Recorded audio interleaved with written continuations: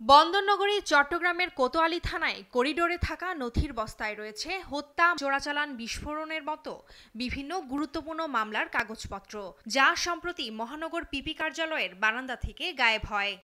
গত ৫ জানুয়ারি মহানগর দায়রা জজ আদালতের সরকারি কৌঁসুলি কোতোয়ালি থানায় জিডি করলে নথির খোঁজে নামে পুলিশ।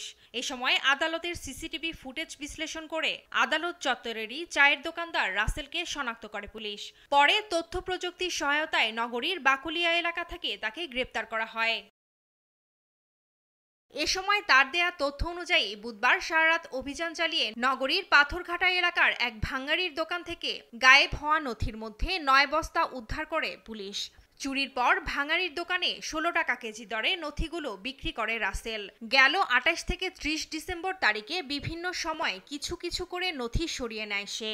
অপ্রয়োজনীয় বাতিল কাগজ মনে করে এসব নথি সরিয়ে বিক্রি করে দেয় বলে প্রাথমিক জিজ্ঞাসাবাদে জানিয়েছে রাসেল। তো রাসেলকে জিজ্ঞাসাবাদে সে এই ঘটনার সাথে জড়িত থাকার স্বীকার করে এবং তার স্বীকারোক্তি ও তথ্যের ভিত্তিতে অদ্য ভোরবেলা অভিযান পরিচালনা করিয়া কোতোয়ালি থানাধীন পাথরঘাটা সতীশ বাবু লেন জনৈক মফিজের ভাঙ্গারি দোকান হইতে এই হারানো ৯ বান্ডিল বা ৯ বস্তা ডকুমেন্ট কেস ডকেট আমরা উদ্ধার করি।